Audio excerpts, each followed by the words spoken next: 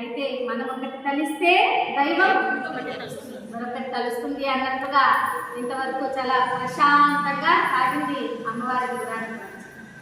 అయితే ఎప్పుడైతే మనం ఈ చిత్రకంఠుడు అనేది నిన్నటి రోజు మనం తెలుసుకున్నాం కదా, పూర్వజన్మలో అమ్మవారి చేత శాప ప్రతిశాపాల అమ్మవారికి చిత్రకంఠుడికి జరిగిన శాప ప్రతిశాపాల కారణంగా అమ్మవారు పెనుగొండలో జన్మించింది. అతను రాజమహేంద్రవరం తూర్పు గోదావరి జిల్లా, పశ్చిమ గోదావరి జిల్లా పక్కనే ఉన్నటువంటిది తూర్పు గోదావరి జిల్లా రాజమహేంద్రవరంలో జన్మించారు. రాజమహేంద్రవరము అంటే ఈనాటి రాజమండ్రి. ఇలాగా అమ్మవారు పెనుగొండలో జన్మించినారు. మరి అమ్మవారు పెనుగొండలోనే జన్మించింది అనుకుంటున్నాం. అసలు పెనుగొండలు ఎన్ని ఉన్నాయో తెలుసమ్మా? అందరూ అనుకుంటారు 2, 3 ఉన్నాయి కావచ్చు పెనుగొండలు అనుకుంటారు. కానీ మనకి 8 పెనుగొండలు ఉన్నాయమ్మా.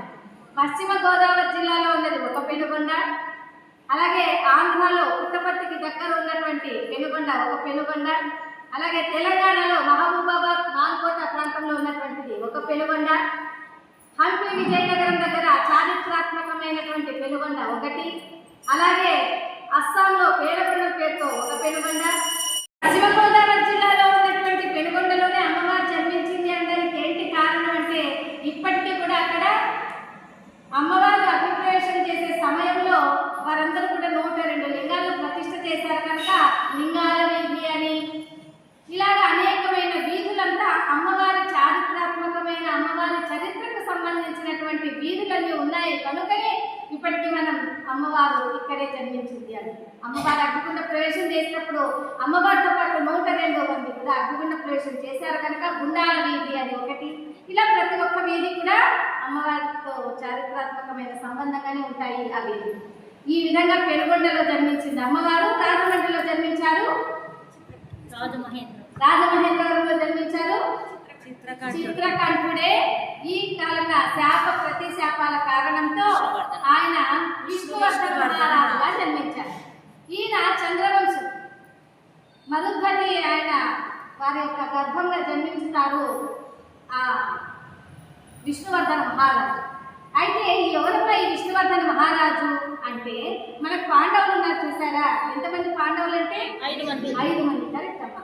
ఆ 5 మందిలో అర్జునునికి 64వ తరం మనవడే ఈ విష్ణువర్ధన మహారాజు. అయితే వాళ్ళ పెద్ద తాతగారు ఎవరు? భీమసేనుడు. ఆ భీమసేనుని పోలి ఉండడం కారణం చేత ఇతన్ని కలియుగ భీమసేనుడని, సింహబలుడని ఈ విధంగా చెప్తూ ఉంటారు ఆ విష్ణువర్ధన మహారాజు. అయితే మీ తల్లిదండ్రులు మధుధ్వని విజయార్థులు అతన్ని ఆ రాజ్యానికి చక్రవర్తిగా నియమింపచేసి వాళ్ళ ప్రశ్న వెళ్ళిపోతారు. ఈ మహారాజు ప్రజలందరినీ కూడా కన్న బిడ్డల వలె పరిపాలన చేస్తూ మహా వైభవంగా రాజ్యపాలన చేస్తూ ఉంటారు. అయితే ప్రజలందరికీ కూడా నేను చెప్తూ ఉంటారు, ఏ విధమైన కష్టం మీకు ఉండకూడదు, ప్రజలందరూ కూడా దుఃఖంతో ఉండకూడదు, సంతోషంగానే ఉండండి, మీకు ఏ కష్టం వచ్చినా ఇదిగో ఇక్కడ ఉన్నటువంటి గంటను మ్రోగించండి అంటూ ఆయన చక్కగా రాజ్యపాలన చేస్తున్నారు. ఇంత రాజ్యపాలన చేస్తూ ఇంత చక్కగా పరిపాలిస్తున్నప్పటికీ కూడా మరి ఆయన ఏ విధంగా ఉంది మా ఆయన సైన్యము అని అంటే, ఆయన కుటుంబ పరంగా కూడా అలాగే పెంచుకొని ఉన్నారండి. అతనికి 53 మంది భార్యలు, 64 మంది కుమారులు, 123 మంది మనవళ్ళు, ఇంత సైన్యాన్ని అతను పెంచుకొని ఉంటాడు ఆ విష్ణువర్ధన మహారాజు. ఒకనాడు ఆ విష్ణువర్ధన మహారాజు శేష తల్పం మీద ఇలా పడుకొని ఉంటాడు. ఒక బ్రాహ్మీ ముహూర్తంలో ఆ విష్ణువర్ధన మహారాజుకి ఒక దుస్వప్నం వస్తుందన్న. దుస్వప్నం అంటే చెడు కళ, స్వప్నము అంటే మంచి స్వప్నం, అంటే మంచి కళలు అన్నమాట. ఇలా దుస్వప్నం వచ్చేసరికి ఆ మహారాజు ఉలిక్కిపడి వేస్తాడు.